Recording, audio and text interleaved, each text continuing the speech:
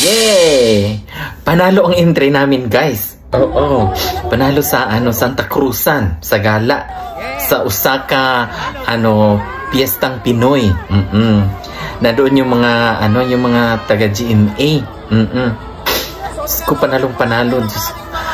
Talagang happy kaming lahat. Oo. Biro mo pa naman yung mga sumasali galing pang ibang probinsya ng Japan. Oo.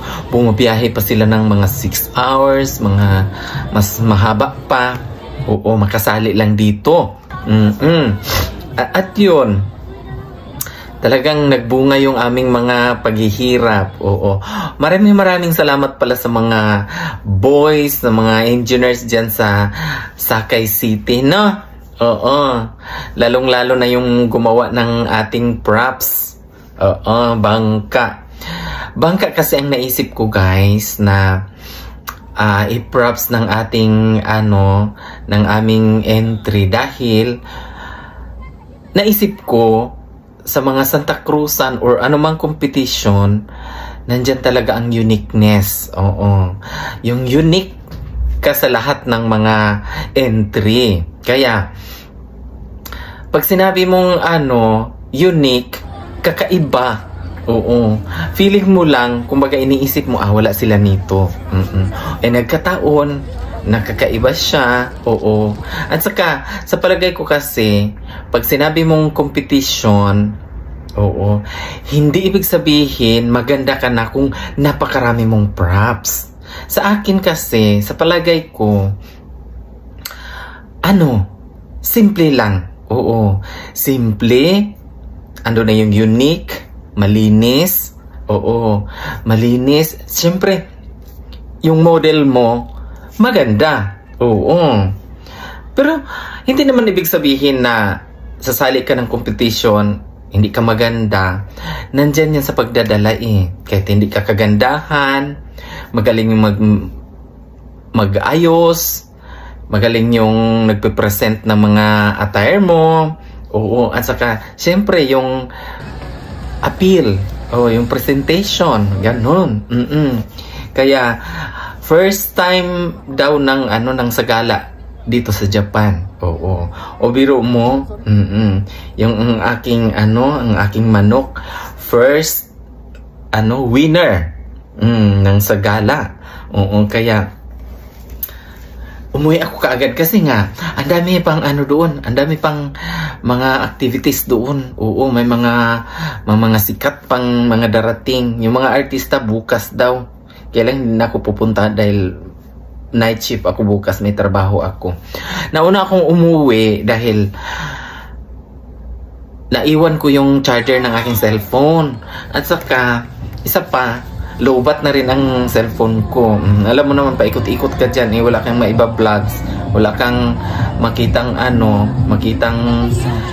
wala kang maipopost na mai-record mo sa cellphone mo kasi lowbat. Sayang. Tapos ganito guys, umuwi akong mag-isa. Nauna ako. Dito kasi sa Japan, dami-daming mga tren. Hindi pa akong mamahilig mag-tren palagi kasi magsasakyan man. Oo. Kaya nalilito ako. Tapos pagod na pagod ako. Kaya pagsakay ko ng tren, yung way na yun, marami palang kung saan pala pupunta. May bandang bukid, may ganun pa diretso lang, at saka papunta dun sa way ko sa Izumi City.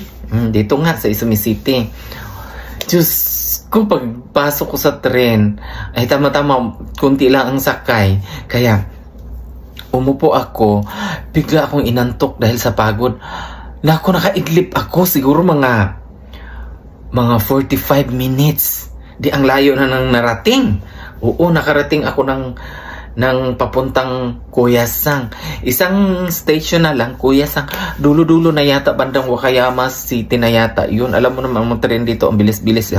Isang oras, napakalayo na ng marating. Kaya ang ginawa ko, bumalik ako doon sa Sakay City. Pagbalik ko, tinitingnan ko na yung karatula ng tren. Oo, kung basta-basta lang kasi sasakay. Tapos noon, ano lang, nasa 35 minutes lang ang biyahe. Sabi ko, ang tagal-tagal pagising ko, puro bukid na. Kahit naman matagal ka dito sa Japan, pag syunga-syunga ka, tulad ko, kaya ganun ang mangyayari. Okay, anyway, celebration is ongoing doon sa kanila. Kasi mamayang gabi, syempre, meron yan silang mga happy-happy. At ako naman ay magre-rest. Iba na talaga pag may edad na. Sumasakit na yung mga binti. Pero nag-enjoy naman ako kasi yung mga naunang mga celebrity or yung mga nagpapatawa doon, nagpe-perform sa mga booth. Ayun, nakikita ko naman yung iba, yung mga vloggers, yung mga sikat na vloggers dito sa Japan. Ayun, nakapapicture din. Hindi ko na nga kilala yung iba kaya, ayun, nandoon din yun yung mga galing embassy ba, mga ambassador, sa embahada. Nandoon si Abalos. Kaya, ayan, picture sila doon. Ayan, happy sila sa stage. Kami naman sa backstage kasi naghahanda doon sa proclamation ng winners. Kaya, talagang napasigaw talaga ako nung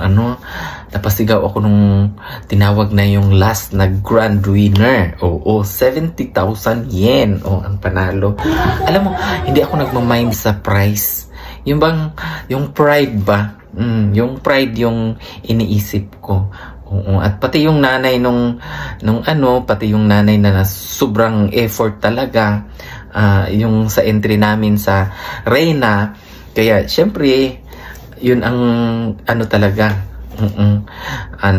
talagang buo yung kaligayahan niya.